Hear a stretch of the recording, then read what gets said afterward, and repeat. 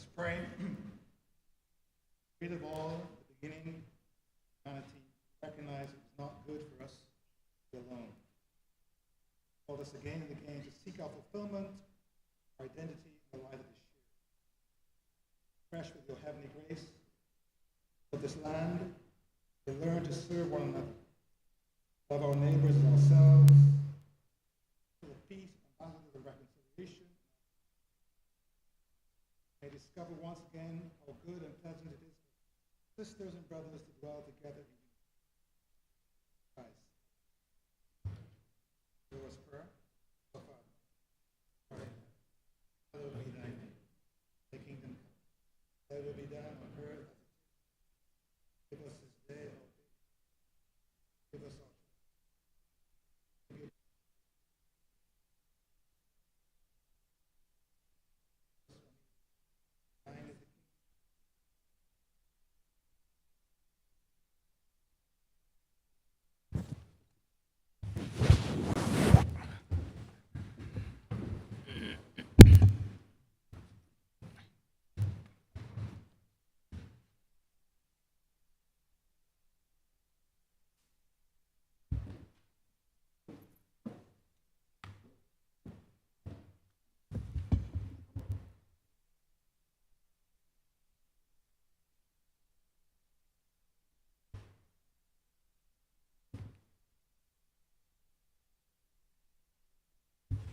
House is in session.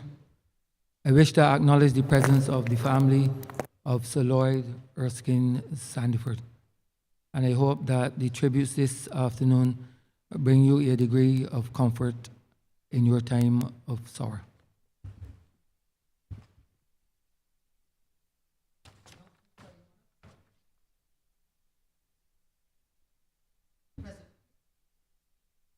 Her Excellency, the President, to the Honourable the House of Assembly. Her Excellency, the President, wishes to inform the Honourable the House of Assembly that she will be absent from the country on duty leave on the 20th of July, 2023. Her Excellency further wishes to inform the Honourable the House of Assembly that, in accordance with the provisions of Section 33 of the Constitution, the Very Reverend Dr. Jeffrey Douglas Gibson would perform the functions of the Office of President during Her Excellency's absence. Signed, President, date 19th July 2023. Minutes of the meeting held on Tuesday, July 18, 2023 to be deferred. Honourable Leader, Government Business. Mr. Speaker, I beg to move that the aforesaid minutes be deferred. The question is that the aforementioned minutes be deferred. All those honourable members in favour, please say aye. Those against, please say no. Me think the ayes have it.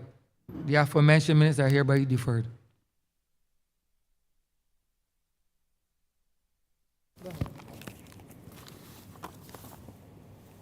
Petitions, papers, government notices, private members' notices, notices of questions, reports from select committees, first reading of bills, statements by ministers, congratulatory and/or obituary speeches. Honourable Prime Minister. Thank you, Mr. Speaker. I rise today to pay tribute to an outstanding son of the soil, Sir Lloyd Erskine Sandiford, the fourth Prime Minister of this, our nation. Sir, this is not the kind of speeches that we like to give, because it brings with it a level of finality to the relationship that we as individuals have with persons, because their mortal remains are no longer with us. And what is important is that this honorable chamber, which has been open to only a very small percentage of our citizens to be members thereto, take the time to reflect and pay tribute to those who sacrificed their time and who, with purpose, gave of themselves and, by extension, of their families to be able to allow them to play the role that they play. This is not, as I said at the funeral last Friday, an easy or pleasant task. And in a very real sense, it forces reflection. It forces reflection for me because as a young girl, as I was then, I would come into this chamber, having just returned from university, with a desire to want to serve, and would come in, and the person who was Prime Minister in those days when I would first come was none other than the fourth Prime Minister of Barbados, Sir Lloyd Sandiford. Indeed, I reflected in my tribute at the service last Friday that at all times and in every instance, his graciousness to me, in spite of being on a different political side, was such that I felt a sense that there was a general desire to pass on knowledge and attitude and values to those of us who would be in succeeding generations there to replace his generation. And I have no doubt that is because he too would have benefited from similar guidance and mentorship.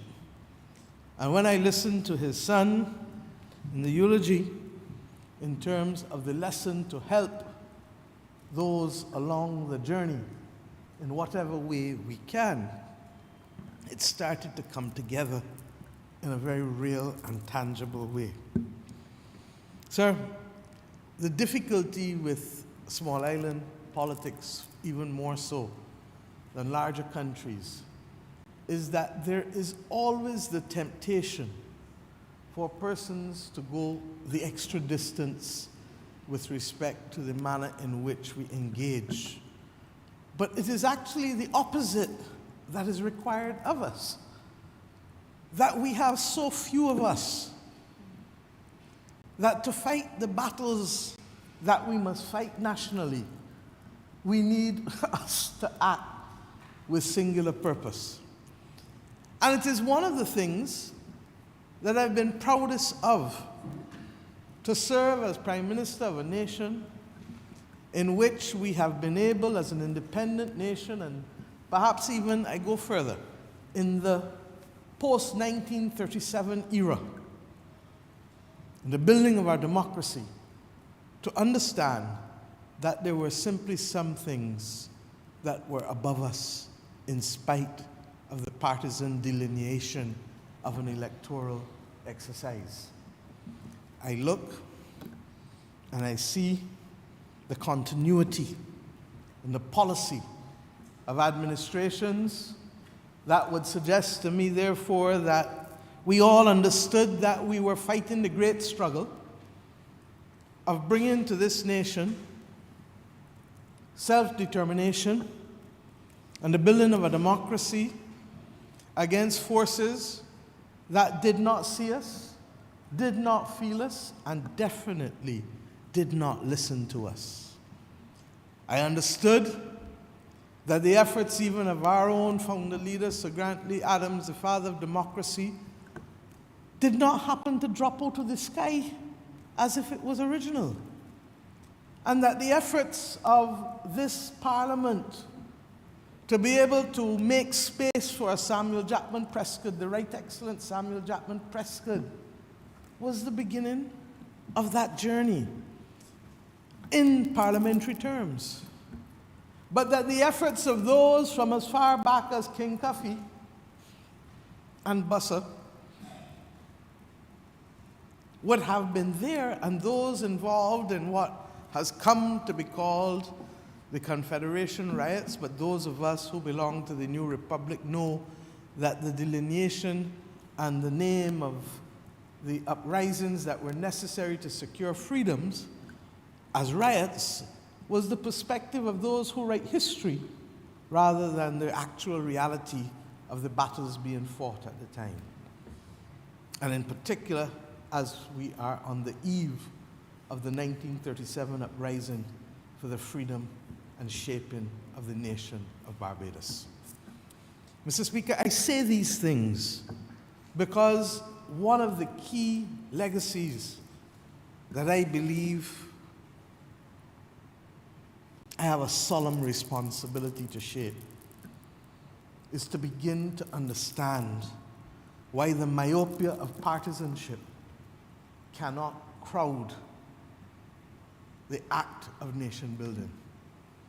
And it does not mean that we will not fight strong in an electoral contest because somebody must win and somebody must lose. But what it means is that we never forget context. And we never forget the ultimate responsibilities of who we are. We give thanks to the Creator before we give thanks to anything else. Because as human beings, we understand that whether that Creator is God or Jah or Allah or whosoever, that we did not as human beings just get here. And in the same way that we do that, I ask us as citizens to pay respect to the state. Because the state determines first and foremost how those of us, and in particular, as the Honourable Minister of Foreign Affairs and I would have heard in recent days, the difficulty of island people, whether it is the island of the United Kingdom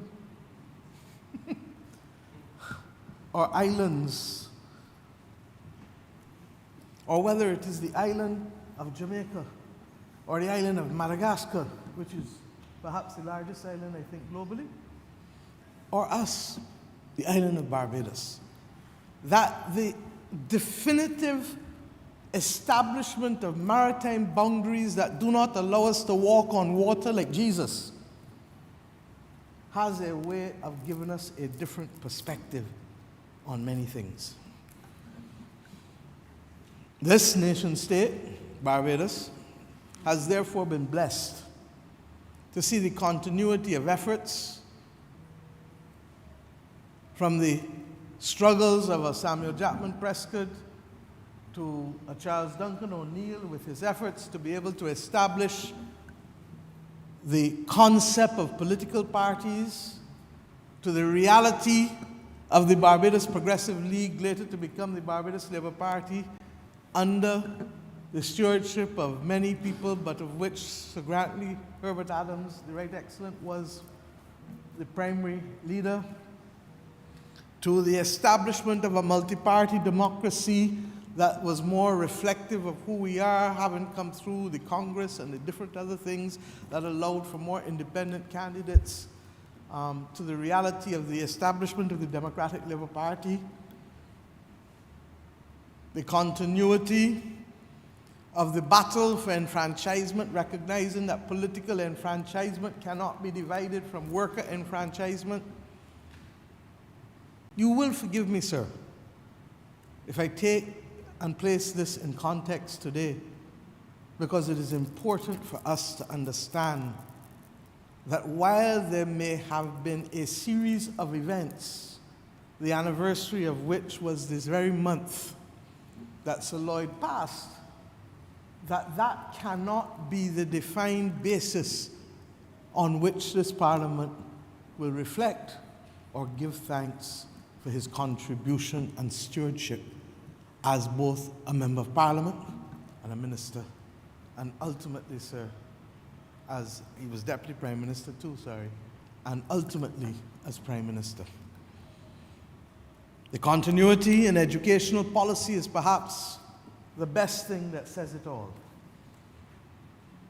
This country was deprived of the infrastructure to secure comprehensive and universal secondary education. In the year 1900, the British did its best to give us primary because they saw that as a means of giving enough to control. And in the year 1900, Barbados had over 200 primary schools on 166 square miles. But it only had 6 secondary schools. And that was the legacy that ordinary Barbadians who took responsibility for the building of this democracy and the building of this nation would have inherited. The efforts to change would have been started by Sir Grantley with the establishment of the first 4 new secondary schools that we have come to refer to them as Princess Margaret Secondary School, St. Leonard's as it is known now, but it was originally Richmond, Parkinson Secondary School, and what was then called West St. Joseph, but is now called the Grantley Adams Secondary School. And that commitment to build those 4 secondary schools was critical, because all you had were the older 6 secondary schools, some of which like to relish and boast that they're over 300 years old, as if the age of that institution can wipe out the inequity imposed on the rest of Barbadians who were left out of the opportunity to be schooled for centuries. I'm not going to remark anymore on those who would wish to hold on to that. Suffice it to say, however, that the continuity was immediately understood when the Right Excellent Harold Barrow, with the writing of a pen,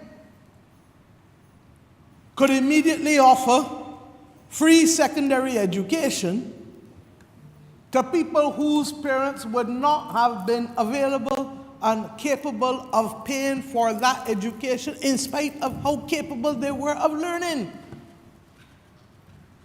That was the continuity of Barbados's governance. Similarly, as we have come to understand, that government, first under Sir James Tudor and then under Sir Lloyd, would have set about to amplifying the number of institutions, recognizing that those 4, while making an appreciable gain in the numbers who could access secondary education, it was not sufficient to close the gap. And the irony is, it was not until, the late 80s and the early 90s that we were able ultimately to close the gap. And even then, when we were trying to close the gap with public secondary schools, we had to maintain a strong private secondary education policy to be able to ensure that those who could not access public secondary schools could access the private secondary schools of the day with the assistance of bursaries, because successive governments of Barbados mercifully have understood the responsibility that above all else, the dignity of each human being, if they are to grow and to be given the true meaning of independence, they need to be able to have the basic skills that are delivered to us in education.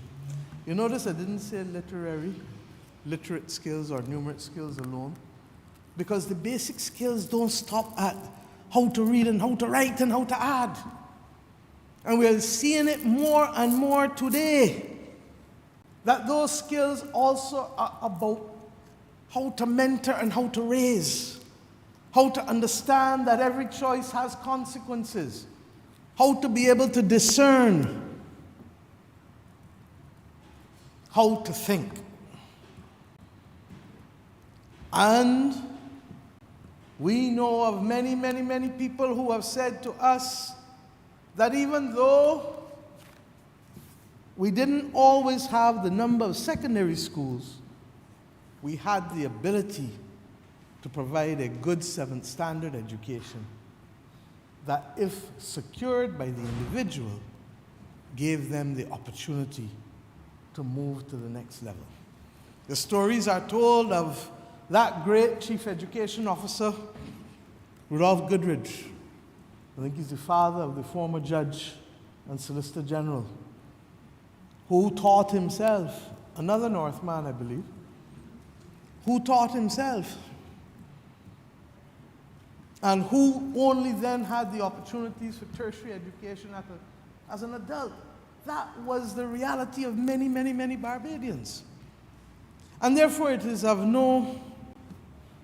not passing strange that Sir Lloyd's legacy would be intertwined in a huge way because of the essential role that education has played in the building of this country, both for him as a teacher, but equally as a policymaker, and then ultimately as a leader of this nation. I say these things because I'm addressing both the importance of educational policy, but equally the importance of the continuity of policy. I could as easily have spoken about our social security system, which will be the subject soon of major debate in this honourable chamber, because Sir Grantley Adams shaped out what that social security policy, the establishment of the national insurance system, should look like. But it took until 1967 before it became reality. I can think of many, many other occasions where that continuity has taken place. In my own case as a young Minister of Education, I was called upon to take up the responsibility for finishing a number of schools that had to be paused for 2-3 years because of economic difficulties. I refer to the Hilda Skeen Primary School, the Ignatius Bayer Primary School, and the Lester Vaughan Secondary School. And that important principle of continuity must forever be cherished by the members of this chamber and the other chamber. With respect to the issue of putting state first, I'd like to reflect on 2 particular occasions in my own career in this honourable chamber. 3 that bear repetition.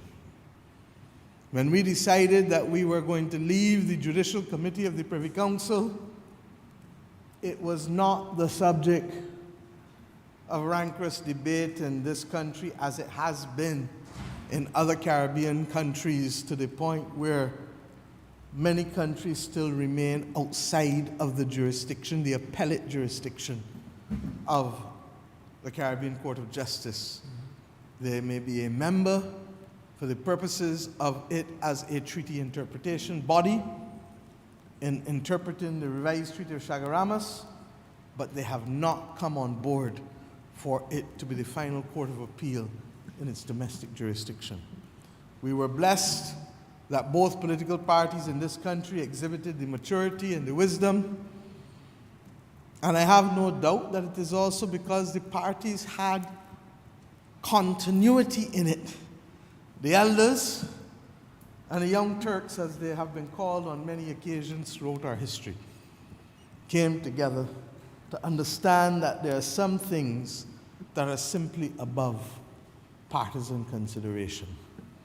The second occasion was when this country went to arbitration against our sister nation, Trinidad and Tobago, under the UN Law of the Sea Convention. Once again, we banded together as Bajans to be able so to do. And the third occasion, of course, would have been our recent experience with the pandemic. And I have had occasion to thank all in this country for allowing us to be able to work with singular purpose.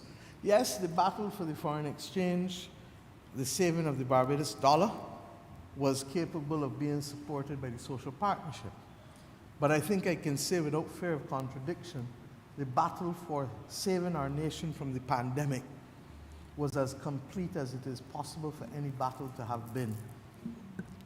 And I give these examples because I hope in paying tribute to Sir Lloyd, who in his own way would have 30 years ago set the framework along with Sir Roy Trotman and Sir John Stanley Goddard in April of 1993 for the establishment of the social partnership, that they understood then that there were some issues that simply had to be raised to the next level if we were to find common purpose between labor, capital, and government.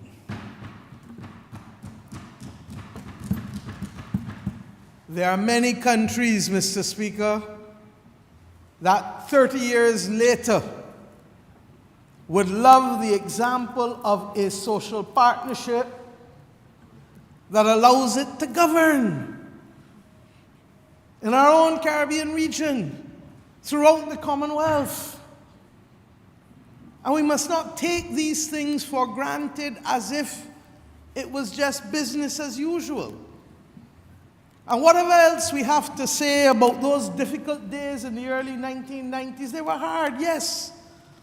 And sacrifices had to be made.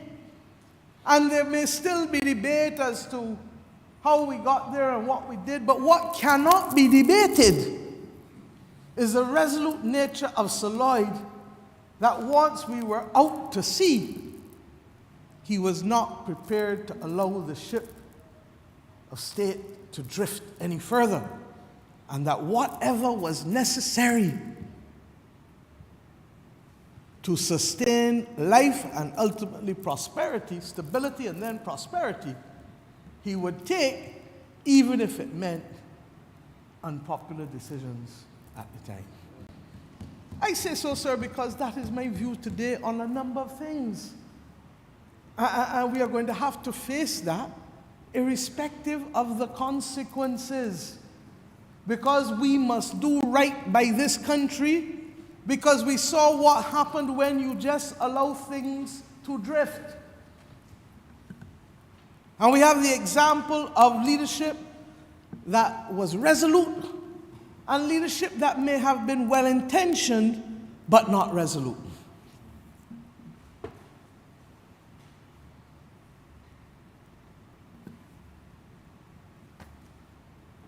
These are the examples from which those of us here and those of us who shall follow us can learn if we are prepared to read, reflect, and think. I say to you, sir, that that example of social partnership is one of the finest examples of the modification of our governance as an independent nation. And as much as I thank Sir Lloyd, I equally place on record now, Sir John Stanley is not with us. It would have taken courage on his part too to bring in a private sector who had a different mercantilist relationship with the state and with labor. And I give thanks to Sir Roy, who is mercifully still with us, and salute him for his also courageous act, because he could have easily determined that with 28,000 people on the road, and some of you may be too young to remember it, but I was a part of that march down Broad Street, that Sir Roy could have easily succumbed to populism rather than take the road less traveled by many globally. And notice I said globally and not locally, because it is my contention, and certainly was reinforced by another national hero when I was about 16 years old, the Right Excellent Sir Hugh Springer, who said to me that this country owes Sir Frank Walcott a huge debt of gratitude for his soberness, while retaining his passion to alter the condition of the working man and working woman in this country. You hear me say all the time, this is who we are. Because in a world where more information comes from outside than from within, it is sometimes important that we remind each other of who we truly are as a nation and what constitutes the Barbadian DNA. So Lloyd was a perfect example of that. But it wasn't only in the social partnership. And it wasn't only in education, and if I may go back to education a bit, because I talked about the construction of the secondary schools to amplify the number of places and to minimize the reliance on private education and bursaries. But I could as easily have spoken about the post-secondary institutions. It is true that Sir James Tudor would have started the planning for a sixth form school, but it was left to Sir Lloyd to execute it and to make it reality. And equally, I believe that the Samuel Jackman Prescott, it was Institute of Technology now, but it was the Polytechnic for many, many, many years, was formed in the late 1960s too. My memory escapes me as to whether it was 67, 68, or 69. But it was formed in the late 1960s under the stewardship of Sir Lloyd as well. And I hope that one day that we can have these institutions, these post-secondary institutions, appropriately located in the University College of Barbados and with the appropriate development. And I say today that I'm satisfied that we are going to have to establish a mechanism for how we treat to national symbols and national names, and I therefore am not going to ascribe to myself or this government that responsibility. But even today as a cabinet, we met and believed that we need, and we have matured to the stage where we need an independent mechanism to be able to appropriately honor at all levels, from the community to the parish to the nation state. And whether it is Sir Lloyd or Sir Harold Bernard St. John or the late Tom Adams or the late Owen Arthur or the late David Thompson, they are prime ministers who have served and deserve their appropriate due, because none of them did not get there by accident. The Honourable Frondell Stewart, none of them did not get there and remain there by accident. Similarly, there are public health nurses, and there are teachers, and there are policemen, and there are community leaders, and there are sportsmen who will also have to be thrown in the mix for the many, many, many institutions. I think the last one that we had the honor to do was the one in St. George that was renamed in honor of two of St. George's famous sporting sons. So I hope that we can complete the task first and foremost of the establishment of a University College of Barbados that is dedicated to the applied arts and sciences, taking Sir Lloyd's vision and Sir James's vision to another level. I had the honor as Minister of Education to introduce degrees for the first time at the Barbados Community College, and I think that Sir Lloyd's wife would have been deputy and the late Norma Holder would have been principal at the time when we introduced the Bachelor of Arts in the Performing Arts and the Bachelor of Arts in the Fine Arts. We take it for granted that that has been around now for over 20 years. But we need to do more in pharmacology, in drafting. There's a whole host of skills. And interestingly enough, on Monday night, I would have raised these matters with the Chancellor, the German Chancellor, Olaf Scholz, for us to be able to benefit from technical expertise in this particular area of technical and vocational education and training, what I like to call applied arts and applied sciences, which is really where a society and an economy makes its defining difference in its output from others. Suffice it to say, though, that we would not be in a position to do all of that had it not been for the initial foundation work of Sir Lloyd in the creation of these two post-secondary institutions. What successive governments have been able to do has been to expand the range of subjects, has been to expand the depth from certificates to diplomas to extracurricular training and education to associate degrees to degrees. And then, if I may, sir, very quickly, move to the issue of regional integration. The Grand Aunt's Declaration will forever stand as a significant moment in the life of our Caribbean civilization. The early work done by the Right Excellent Errol Barrow in the post-Federation days, and it is significant, once again, continuity, continuity, continuity. The only West Indies Prime Minister ever came from this Parliament, the Right Excellent Sir Grantley Adams. The Right Excellent Errol Walton Barrow was at the foundation of the establishment of CARIFTA. And indeed, only 2-3 weeks ago, and I want to thank Lady Emptage, Sir Stephen's wife, for sharing with me how in the early days, the Right Excellent Errol Barrow would have called Sir Stephen and Sir Dennis Williams, who was not then a Chief Justice, but a member of the Solicitor General's Chambers, I believe, or was it Chief Parliamentary Council's Chambers? I can't remember, AG. But he would have been at the center with Sir Stephen, who worked in the Ministry of Finance and Planning, as it was in those days, and they would have traveled with Mr. Barrow to go and meet in Antigua, Mr. Bird.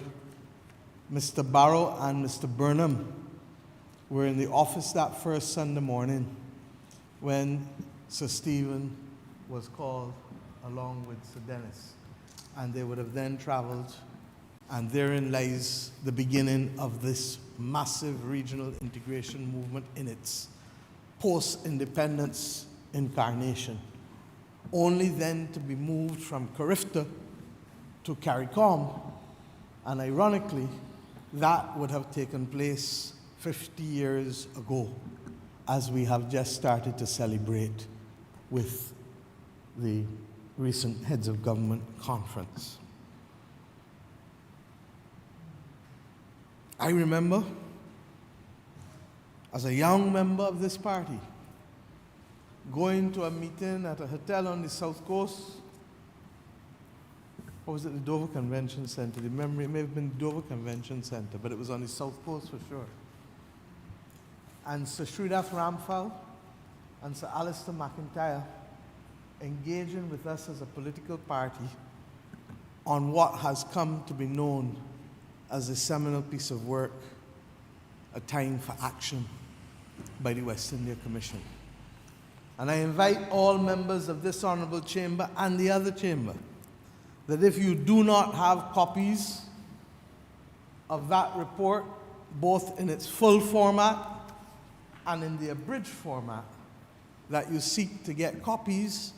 And if they are not readily available, I invite the Honourable Minister of Home Affairs to ensure that the government printery makes those copies available to all and sundry, because it is important to a people that we understand our history if we are to chart our way forward as a nation. I give you that context because Sir Lloyd and others could have easily turned their back away from what was inevitably the next step to deepen the integration movement. And they didn't. They held on to it and led the way with the signing of the Grand Aunts Declaration, which then led to significant work being undertaken for a number of years. Indeed, it was Sir Lloyd's predecessor as personal assistant to Mr. Barrow, who had by then, of course, changed parties. The Honourable Nigel Barrow, a former Minister of Information in the cabinet of Tom Adams, who would have had responsibility for leading Barbados's intergovernmental task force in the drafting of the revised Treaty of Chaguaramas that, of course, gave life to the intentions of the Grand Aunts Declaration. These things are important to remember because, as I said, it is fundamentally about continuity. And the journey of building this nation and any nation requires people playing different roles at different times, but more importantly, under a common philosophy and development trajectory. And that is what makes what is happening globally so dangerous. Because what we are potentially seeing is the upending of development when people cannot even agree as to whether the climate crisis is real or not. When the role of the national populism and fascism that we saw in the 1920s and 30s that led to the Second Great War would have put at risk whatever limited development there was for people in those days.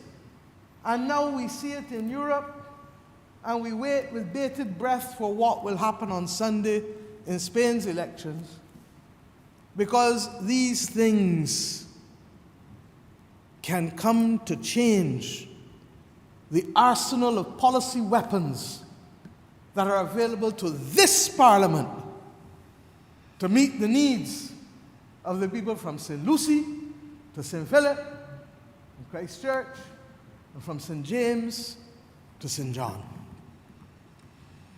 Indeed, I reflected with Cabinet this morning, as I did with the Ministry of Foreign Affairs yesterday, that we have seen two major global engagements involving half of the world's population. This one this week between the European Union and CELAC, the countries of Latin America and the Caribbean, which is essentially a body that has every country in the hemisphere except the United States of America and Canada. 60 countries met in Belgium. And with the exception of one paragraph and one country objecting to that, the countries agreed to a framework and included things that hitherto would have been unheard of. 3 years ago, far less decades ago, or even centuries ago.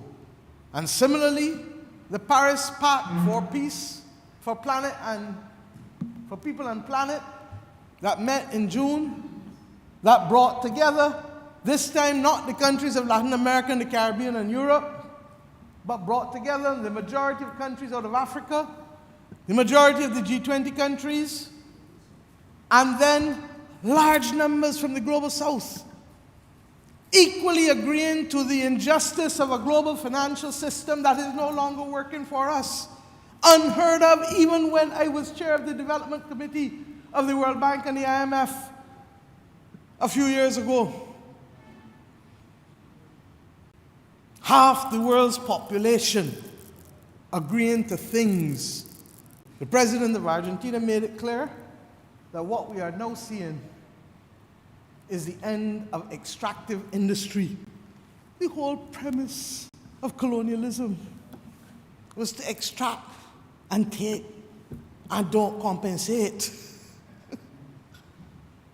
And now we have the Chancellor of Germany courageously saying, and the rest of the community agreeing, that you can't go into a country and extract and leave without trying to create some value added for the benefit of the people. You had a declaration this week that opened the doors for the first time on reparations. All of these were things that Sir Lloyd fought for. And before I finish, I would like to put into this Parliament, as a document of the House, if I could do it now, the Ode to the Environment. The reparations. There was no division in this chamber on any of these matters. And he, like me, like Tom Adams, and like Errol Barrow, who all had to deal with different difficult economic circumstances and therefore the international financial institutions, know only firsthand the iniquity foisted on many nations.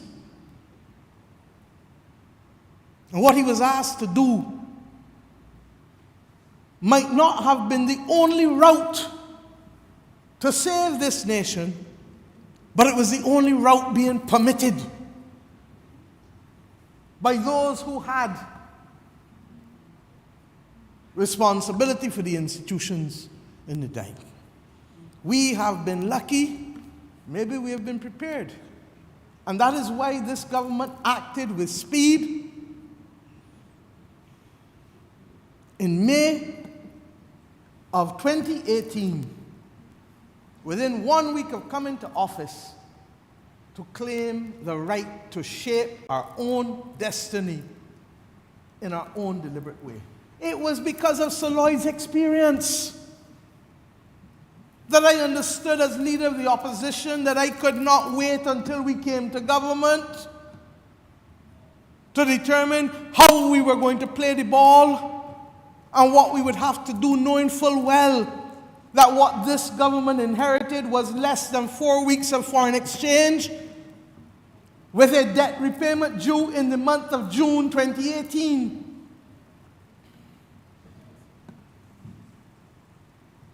This special sit-in for Sir Lloyd must recall these things because we were the beneficiaries of his journey. And it was when, as a result of that, that when I called the then executive director of the IMF, Madame Christine Lagarde, that we told her 6 days after the AG and I had been sworn in, at 7 o'clock the night, she was attending the G20 leaders meeting in Ottawa. And we said, we are going to take control of our destiny. We will have to restructure our debt. We will announce it tomorrow, and we will need to come to the International Monetary Fund. But as we come, we recognize that we must give our people a little breakfast for the long journey. The IMF program, therefore, that we crafted was able to benefit from the experience of what Sir Lloyd had to endure in the crafting of his IMF program in the early 1990s. And we were able, therefore, to keep a human face, to buy buses, to buy trucks, to give a 5% wage increase rather than a wage cut, to do all of the things that they were not prepared to allow him to do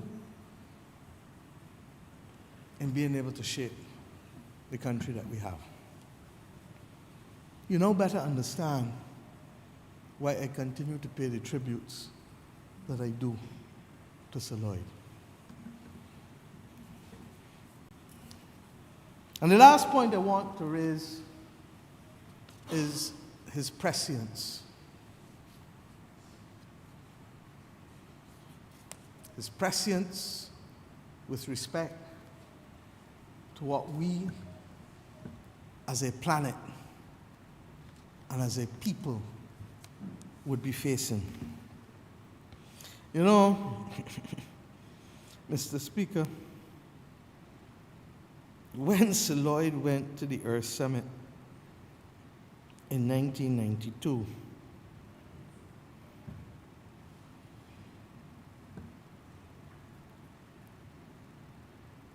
there were many, and some of us, even in the Labour Party,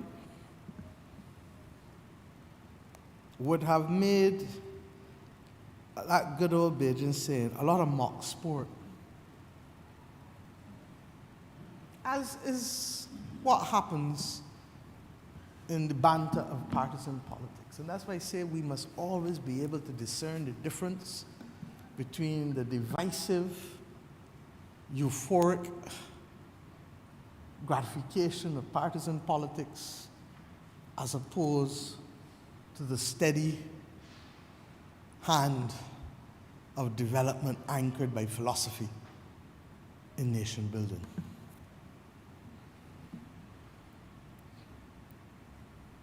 And I want not just to make it a document of the House, I want to read it into the records again.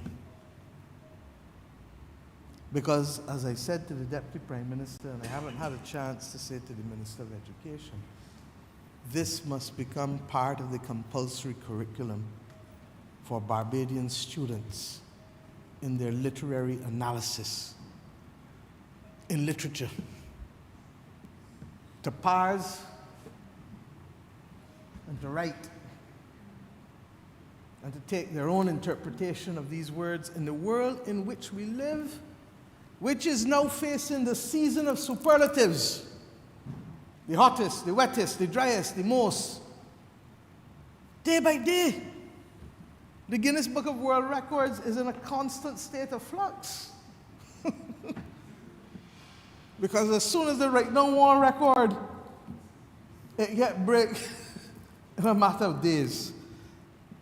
The notion of the earth being 60 degrees, can you even wear shoes without your feet burning to walk on 60-degree earth? The Deputy Prime Minister and her team from the Water Authority were in the Netherlands 2 weeks ago. Technical assistance for the Water Authority here because of the fact that we have experienced 50% of our rainfall this year that we would normally experience in the last 30 years. And she experienced, and Prime Minister of the Netherlands told me about it himself 2 days ago. She experienced a storm with 146 miles per hour winds. 145 in the Netherlands in the summer. In Beijing, it was, the Minister of Foreign Affairs would tell you, the hottest day ever. And when you went outside and you went to the wind that was blowing, it felt like a blow dryer was on your face. So that I contextualize that as we prepare also for the serious financial discussions pursuant to the Bridgetown Initiative, which has informed both of those global conferences to which I just referred, the Paris Pact for People and Planet, that you shouldn't have to choose between development and saving the planet, saving people and saving the planet, and the declaration of the EU Select Conference that had not met for 8 years. And why do I say so? Because, and I think the member for Christchurch, West Central, more than any other member in this honourable chamber, appreciates the absolute sentiments expressed in this ode. And certainly those of us who have been crafting the Bridgetown Initiative appreciate the words in the stanzas that I shall read. We are the lords of this our soul environment, demanding, extracting, destructive, dominant. From it, we source our sustenance. To it, we give our waste. It is our home, our space, our place. Stand up and breathe, shout and sing. Look down upon the land, out to the sea, up to the air and sky. From Earth's metallic core, mantle and crust to atmosphere hydrosphere and biosphere. Man, mammal, plant, and fish, wood, water, gases, and fruit, metals, minerals, rocks, and fossil fuels all share the enveloping environment with ions and electrons, with the birds and the bees, the toads and the trees, the sands and the seas. Our life is but a search for harmony, a right relation with our inner self, with fellow people and with destiny, fruitlessly fruitful in the contradictions of interdependence amidst coexistence disharmony. Trees grow and trees decay. Tides ebb and flow. Animals frolic and fight. Night follows day and day night. In the constancy of change, cyclic, inevitable, arranged.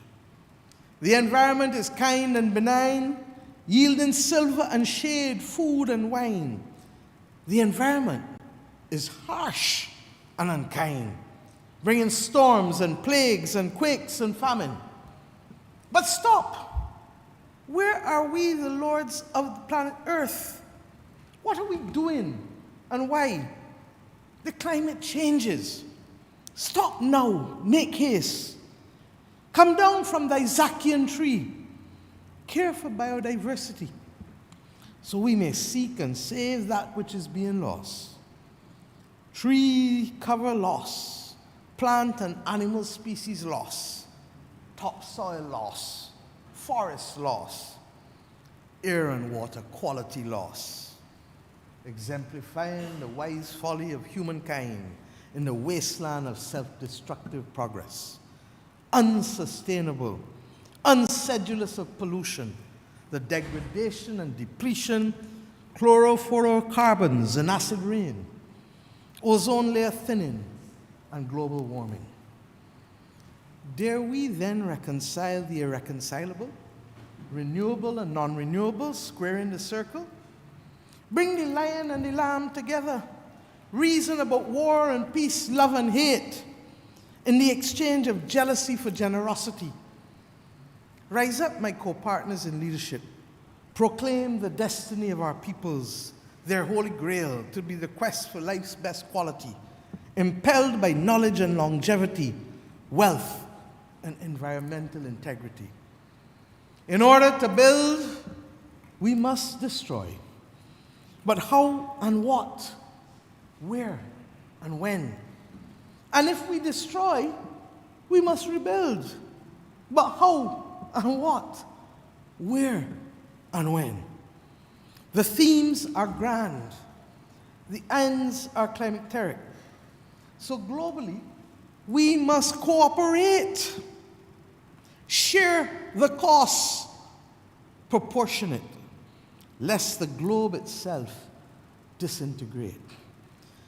Let our sure guides be balance and judgment, so we too may bequeath an environment sustainable in development, rich, bounteous, beneficent for our children and their posterity.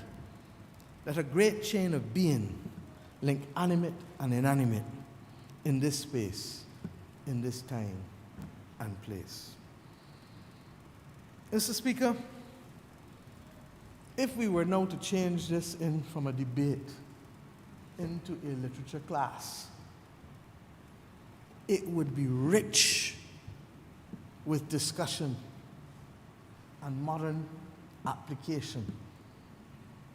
From sharing the proportionate costs to the very early lines, second line, demanding, extracting, destructive. We just spoke of the commitment of the former colonial powers to accept that 500 years of exploitation of lands afar cannot be our future. At the global level, yes, we must change our ways. We must square the circle, renewable and non-renewable. I can go on and on. I can even take it and apply it to our own example of our own government when I talk about deconstruct to reconstruct. A nation born in postmodern times, 400 years ago, in a year's time, cannot do things the same way. And I wanted Cabinet to see something today, but we couldn't because we had to rush here. I want them to see how our concept of education is built upon the application of an industrial revolution that is no longer appropriate to the times in which we live. And those of us who choose to live in the shadows of great men and women who went before, without being able to separate values from and context from reality, and the need for decisions appropriate to the time, will come to understand that we do ourselves no favor. And further than that, we hurt the chances of us being able to go forward. That it would have taken George Floyd to change the minds of those who said, and the Prime Minister of Netherlands was very open about it with us. Because I asked him a question. In fact, we were interviewing each other for the sake of for the benefit of the other heads. He spoke to me about population decline, which is huge for us, as you know. And I spoke to him about reparations and what would have caused the change in his own perspective on the matter. And the reality is that our times are continuously evolving. At the time at which this was written, it was the Al Gores, the inconvenient truth. It was not the mainstream. In the same way that Tom Adams was the first Prime Minister to appoint a Minister of Environment, I think it was the Honourable Aaron Truss who became the first Minister of Environment. But there wasn't any need for it before then because it wasn't part of the consciousness. So that this, by all means, is a seminal moment. I contextualize it further. At that same Earth Summit in 1992, Sir Lloyd offered to host the first global conference on the sustainable development of small island developing states. And that offer was repeated and consummated at the next General Assembly after the Earth Summit. And it thereafter led to the actual hosting of the event, and those who will recall the beginnings of what was then the Sherburne Conference Center, which has been appropriately renamed after Sir Lloyd as the Lloyd Erskine Sandiford Center. That conference, in spite of the fact that it was in the middle of an interregnum occasioned by the calling of an election, would come to shape how the world viewed sustainable development of small island developing states. For sure, for 2 decades, but you can argue that since it was the precursor to the Samoa pathway, how the world has viewed small island developing states sustainable development in the Barbados Program of Action. Mr. Speaker, you would appreciate that I could not have given this length of tribute last Friday at the funeral. But for me to come here as a leader of this nation, facing similar circumstances in too many areas, and not to speak and give context to the leadership and to the lonely walk, it does not escape my attention that his son in the eulogy also referred to the lesson that leadership is not only about what you know, but it is about what you endure. And the Bible gives us that lesson in the book of Job.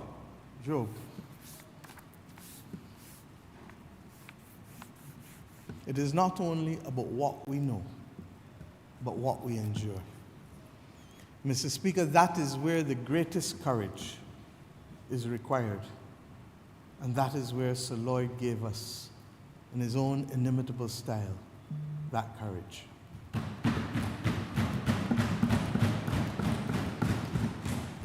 I ask us to remember that, as always, Sir Lloyd was a true Bajan.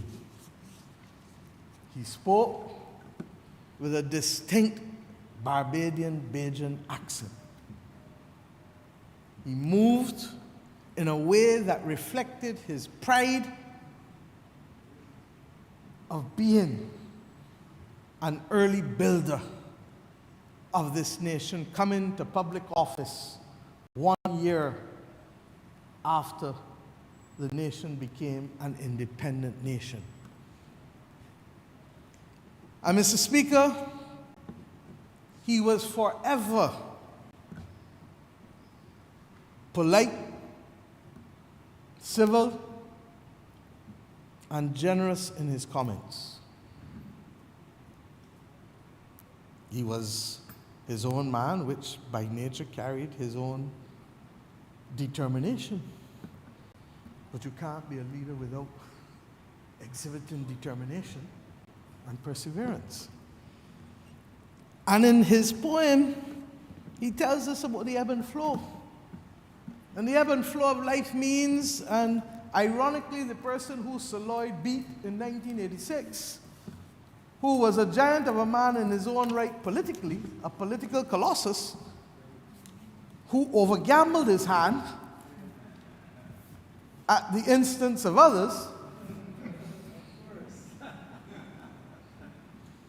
but it is perhaps something that is more associated with testosterone than anything else.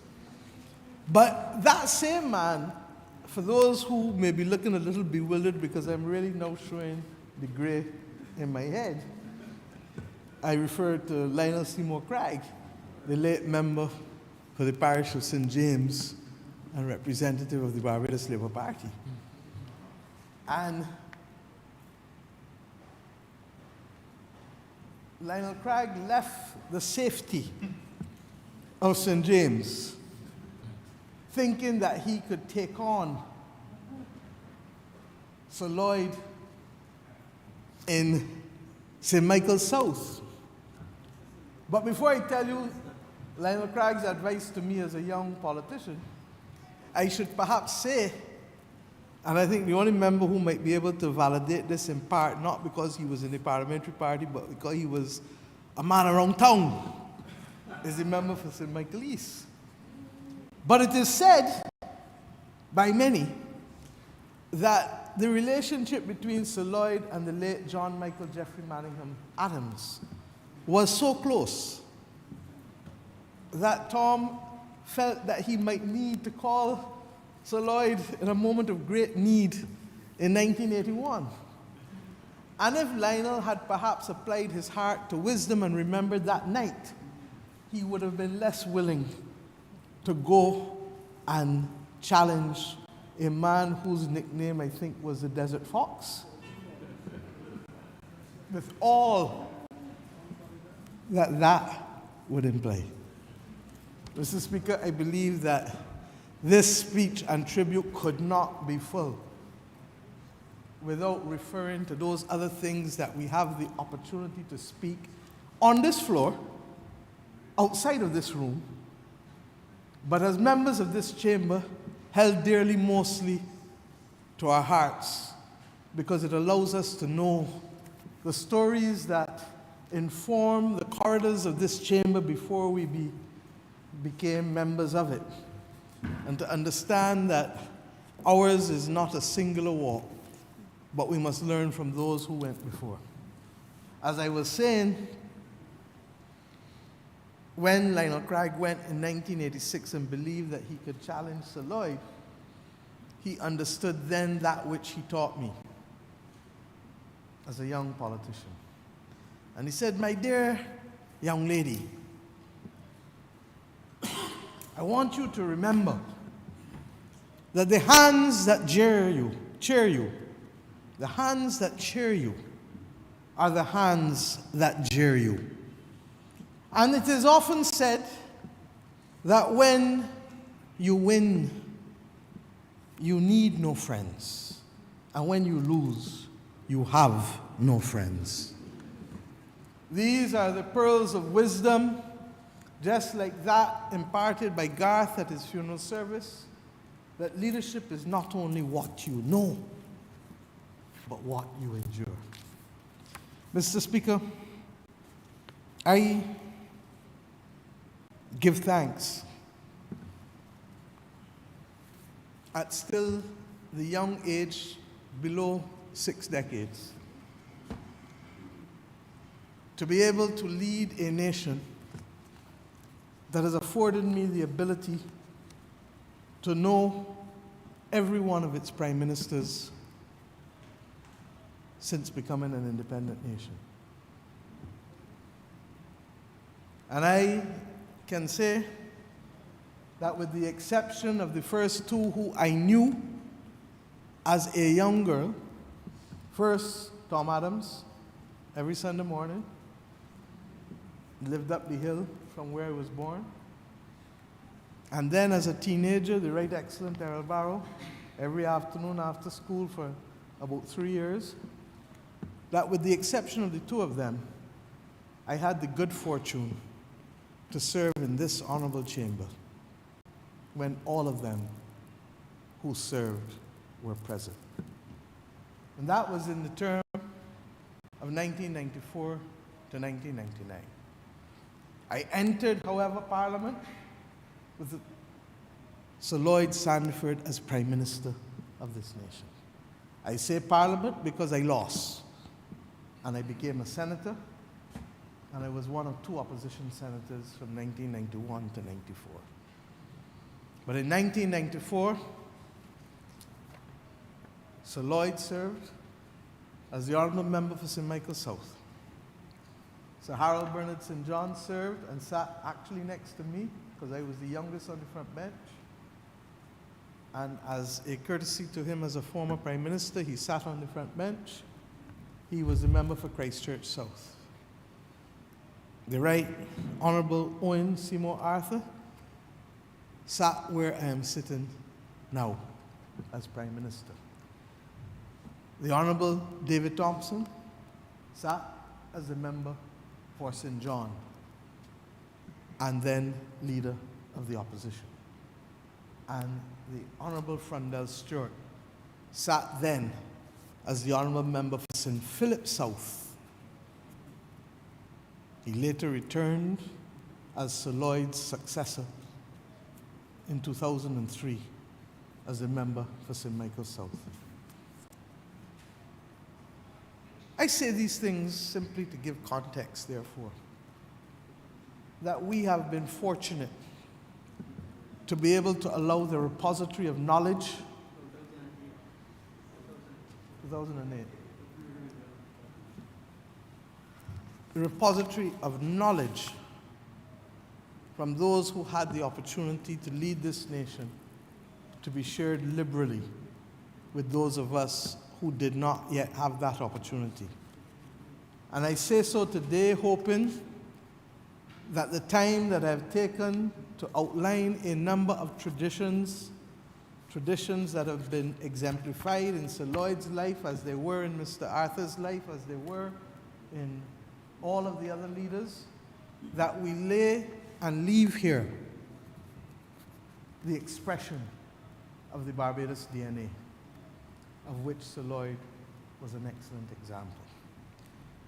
You may permit me, sir, if you will, to move a resolution.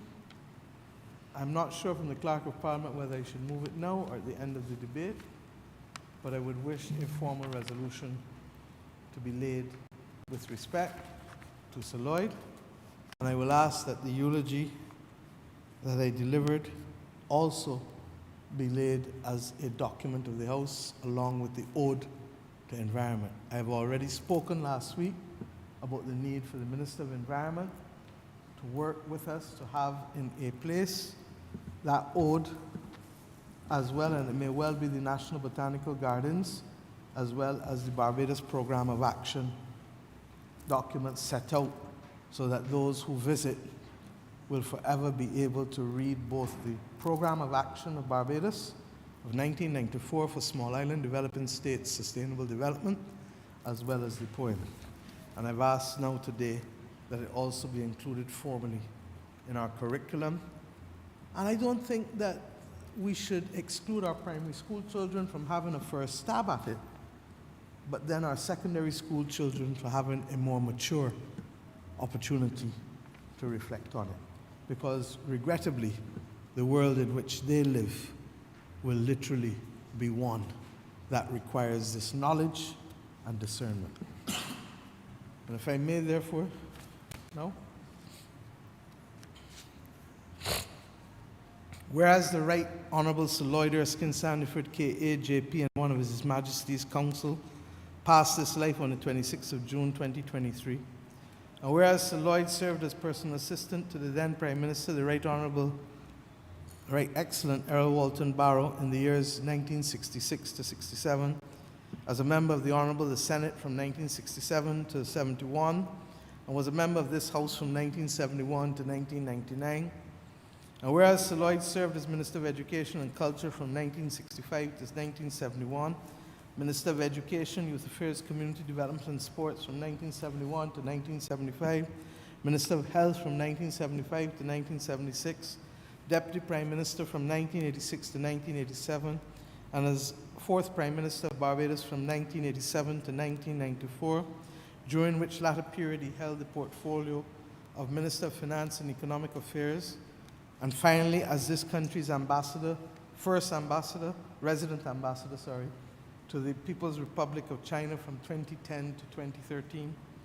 And whereas this former Honourable Member of Parliament and diplomat, teacher, author, sometime poet and sportsman, had a love and passion for education to his core, and his record as Minister of Education speaks eloquently for itself in the building of and expansion of a large number of secondary schools, the establishment of the Barbados Community College and Sixth Form Institution, and the Samuel Chapman Prescott Institute of Technology, his way of developing a nation of versatile and well-educated people.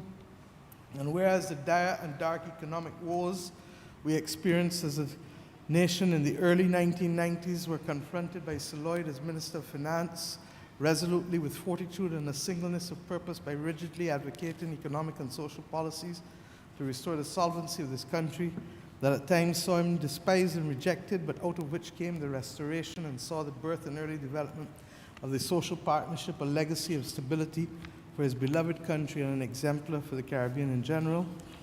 And whereas Sir Lloyd exuded a passion for regional and Caribbean integration and contributed with alacrity to and championed the advancement of the Grand Aunts Declaration, along with other Caribbean heads of government, and who worked programmed for the integration movement, and further conceptualize the establishment of the Assembly of Caribbean Parliamentarians, which, though short-lived, is still a beacon of the region's integration.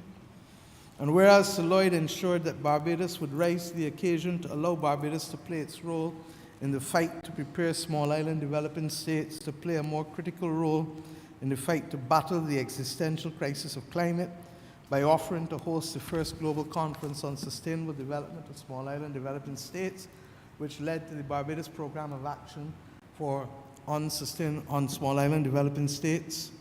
And whereas in this battle he has left to guide our approach the Ode to Environment, which was prescient in his analysis of what we face as planet and as people.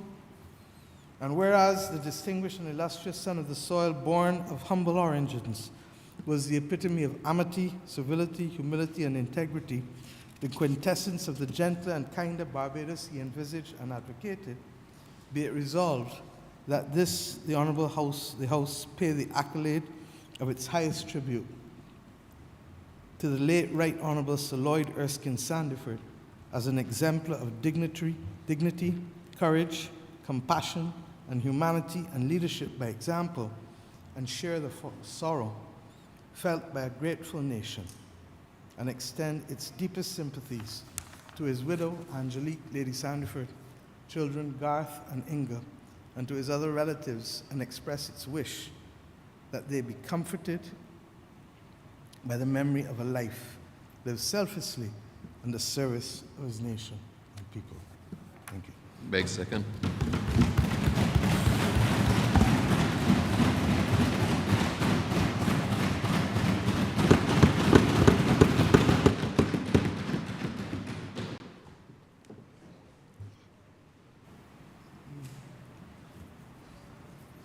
Honourable Member for St. Philip West. Thank you, Mr. Speaker, and through you, I pay my respects to the family of the late Sir Lloyd Erskine Sandiford. You know, Mr. Speaker, many stories have been told of Sir Lloyd, and no doubt many more will be told. When people pass on, whether they are prime ministers or they are farmers, sir, whether they are teachers or they are homemakers, their departure tends to throw us into a space where we want to reflect on their life and their legacy. What meaningful difference did they make during their time on this earth, and what did they leave for us to cling to and to care for? And I have the privilege of caring for a ministry that was near and dear to the heart of Sir Lloyd Erskine Sandiford, that of the Ministry of Education. There will be many perspectives from which people will pay tribute, and I wish simply to add my voice in tribute for part of his contribution in education. Sir Lloyd, he said of himself, and he said this during his address on the occasion of the 25th anniversary of the Barbados